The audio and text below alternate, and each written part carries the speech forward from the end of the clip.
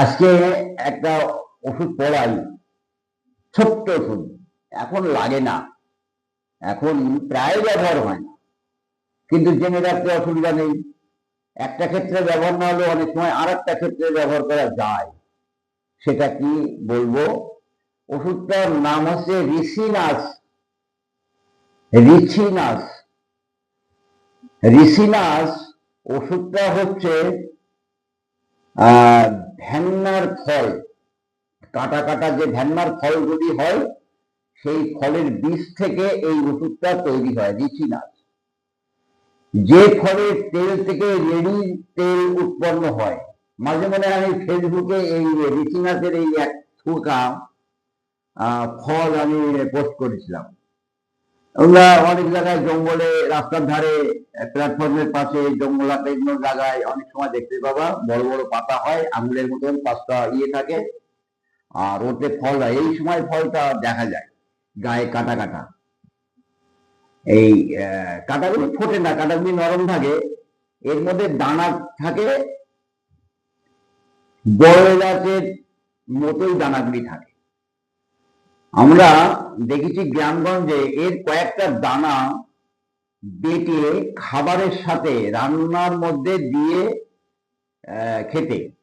আমি জিজ্ঞাসা করে ছোটবেলায় দেখেছি যে তাদের নাকি খাবার একটু সুস্বাদু হয় আর মলত্যাগটা ভালো হয়। এই ভ্যান্নার বীজ থেকে যে তেল তৈরি হতো আগে, আমি বাবার কাছে শুনেছি, ঠাকুমার কাছে, এই তেলের নাম বলা হতো রেডির তেল। রেডির তেল, রেডি, রয়েকা ডয়েন্দ্র রয় রশ্মি, রেডি। এই রেডির যে তেল উৎপন্ন হতো, তখন এই যে প্রদীপ জ্বালা হতো, প্রদীপ, ঠাকুর ঘরে প্রদীপ জ্বালা হতো, রেডির তেল। আর তোমরা রাজস্থানে গেলে দেখতে পারবা এই রেডির চাষ করা হয় প্রচুর পরিমাণে, মাঠকে মাঠ, বিঘেকে বিঘে চাষ করা হয়। কারণ এই বীজগুলি নিয়ে যে তেল উৎপন্ন হয়, সেই তেলটাকে পিউরিফাইড করে যেটাকে তৈরি করা হয়, তার নাম হচ্ছে ক্যাস্টার অয়েল।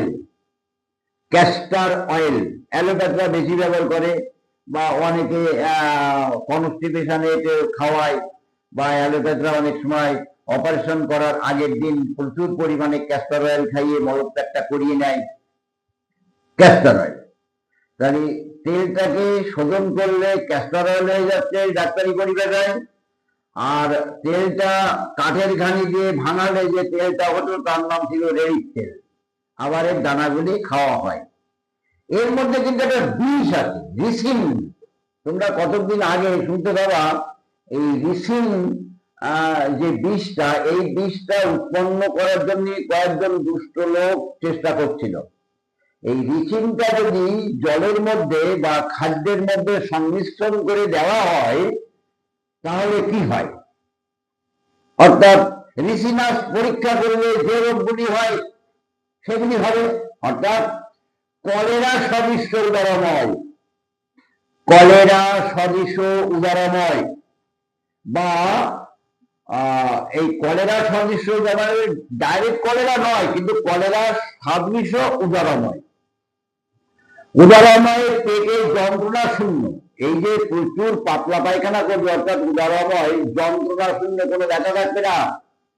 প্রচুর মলত্যাগ, প্রচুর মলত্যাগ এবং বমি, ইহার একটি নির্ভরযোগ্য লক্ষণ।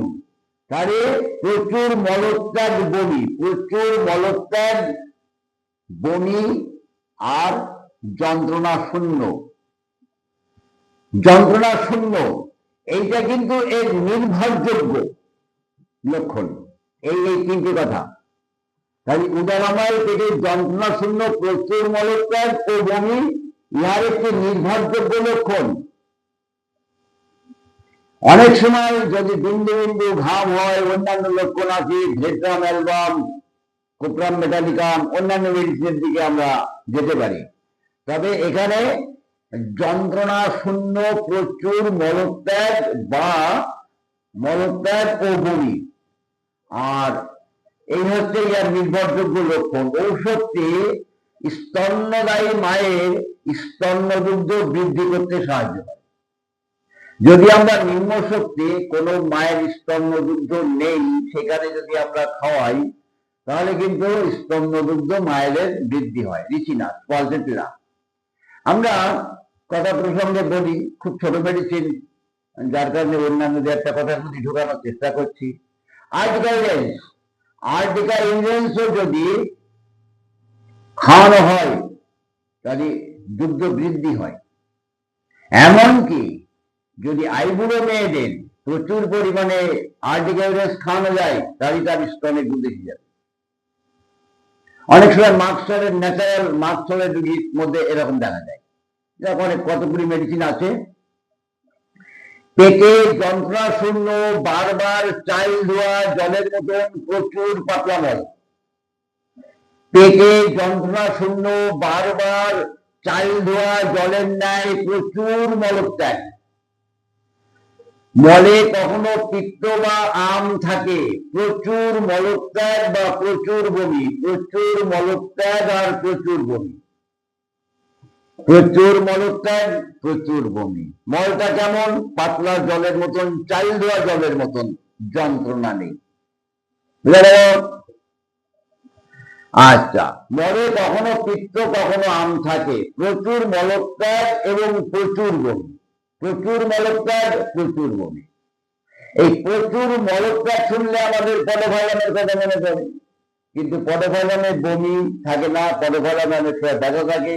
আর পদভাইলামের রোগী যদি প্রচুর মল প্রচুর দুর্গন্ধ, এই দুটো বিশেষ লক্ষণ, প্রচুর মল প্রচুর দুর্গন্ধ, আবার বিকাল বেলায় কনস্টিপেশন হয়, তাহলে মাথা যন্ত্রণা হয়।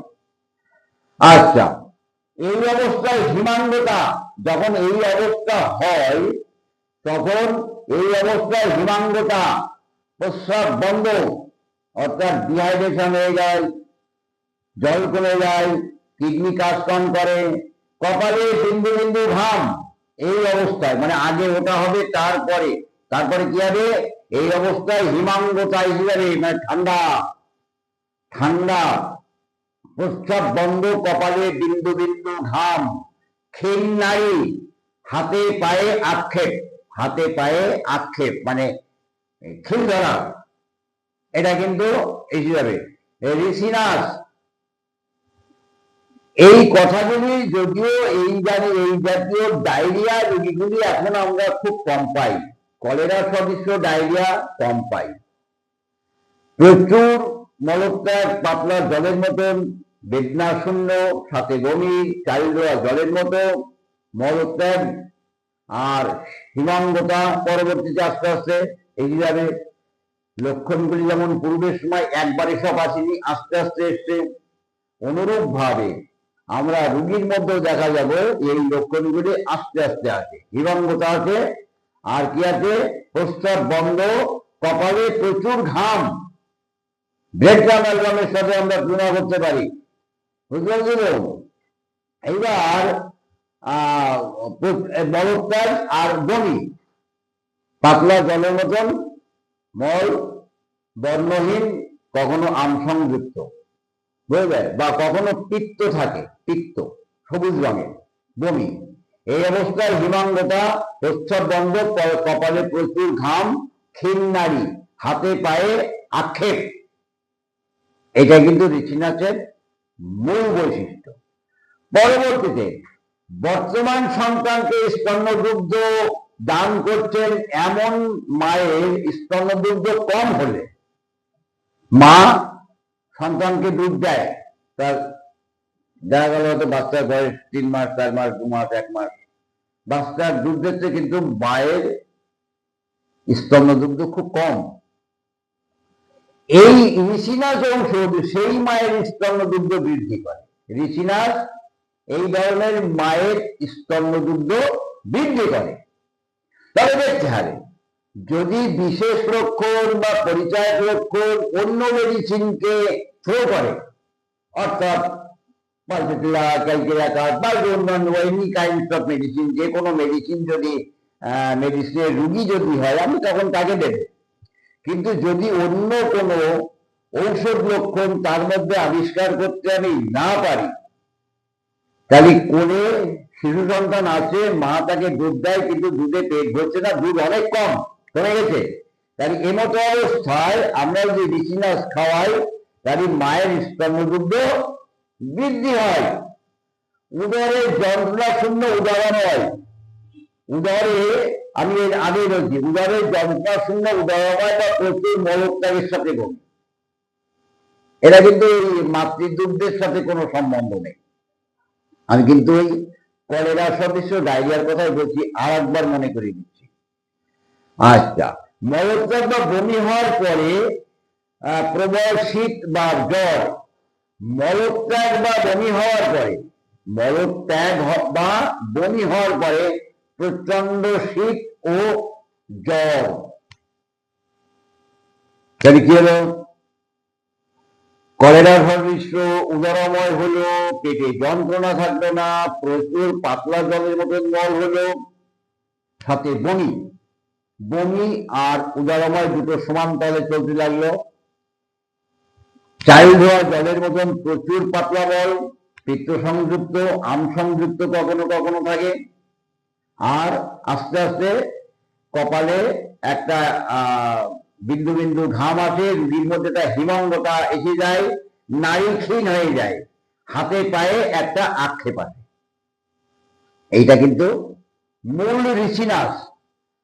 আর আংশিক নির্বাচনে যদি অন্য কোনো মেডিসিনের সিমটম সেই রুগীদের না থাকে, তাহলে কোলে সন্তান আছে, সেই মায়ের দুগ্ধ কম, সেখানে যদি আমরা রিচিনাস 6 বা 30 এইরকম নিম্ন শক্তির ওষুধ যদি খাওয়াই, তাহলে সেই মায়ের স্তন্য দুগ্ধ বৃদ্ধি হবে। তবে পৃথিবীতে অন্য কোনো মেডিসিনের রুগী নয় তো, অন্য কোনো মেডিসিনের রুগী যদি হয় তাহলে রিচিনাস সেখানে কাজ করবে না, এটা কিন্তু মাথায় রাখবা।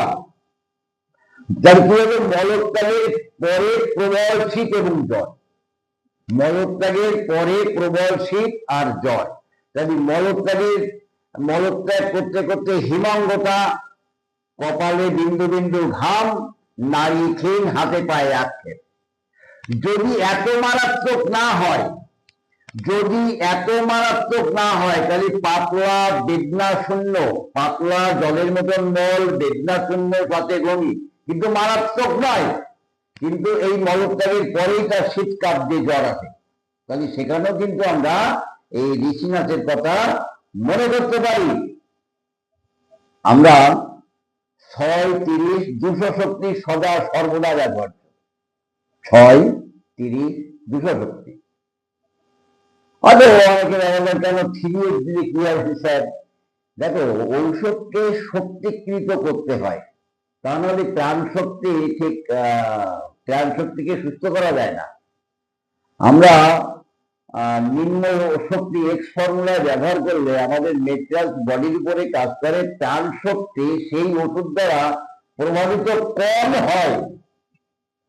আমি যদি চয়েসই করতে পারি যে পেশেন্টটা স্টেরিডোনিয়ামে, আমার এখানে দেখেন, আমি যদি চিন্তাই করতে পারি যে পেশেন্টটার নাক ঝুমকার দরকার, তাহলে আমার নাক খাওয়ার মাথা চিন্তার দরকার নেই। আমি যদি অনুভব করতে পারি যে পেশেন্টটা কার্লাস নেই নাচেন, তাহলে পোটেন্সি দেবো। হাইডাস্টিজের পেশেন্ট, আমি পোটেন্সি দেবো। মাদার টিনচার দেওয়া বা মাদার টিনচার দিয়ে স্থায়ী আরোগ্য কামনা করা বৃথা, যার কারণে তোমরা রোগী দেখা যেটা শিখবা, ট্রিটমেন্ট করা যেটা শিখবা, সেটা আদর্শ ভিত্তিক। দেখো, নীতি শাস্ত্র মেনটেন করে আমরা কাজ করলে হয়তো সর্বক্ষেত্রে সমান রেজাল্ট পাই না, কারণ কর্মফল আমাদের হাতে নয়, পাই না। আর সেই নীতি শাস্ত্র যদি বিসর্জন দিয়ে আমরা কাজ করি, তাহলে আমাদের অধঃপতন কিন্তু আমাদের হাতেই। তাই জেমস ক্লার্ক কেন বলছেন যে হোমিওপ্যাথি চিকিৎসকের দ্বারা হোমিওপ্যাথির যত বদনাম আর ক্ষতি হয়েছে, বিরুদ্ধে ধর্মী অর্থাৎ অ্যালোপ্যাথদের দ্বারা, অ্যালোপ্যাথি চিকিৎসকের দ্বারা কিন্তু আমাদের অত ক্ষতি হয়নি। আমাদের হোমিওপ্যাথিকের দ্বারা যত বেশি হোমিওপ্যাথির বদনাম হয়েছে, ওরা কিন্তু অত বদনাম বা অত ক্ষতি করতে পারেনি। তাই আমি বলি আদর্শ ভিত্তিক চিকিৎসক হও, তাতে সমাজের মঙ্গল হবে, তোমারও হবে। যেটা তোমার ধর্ম সেটাই তুমি পালন করো, হোমিওপ্যাথি করো অর্গানন ভিত্তিক। ঠিক আছে, রাখো।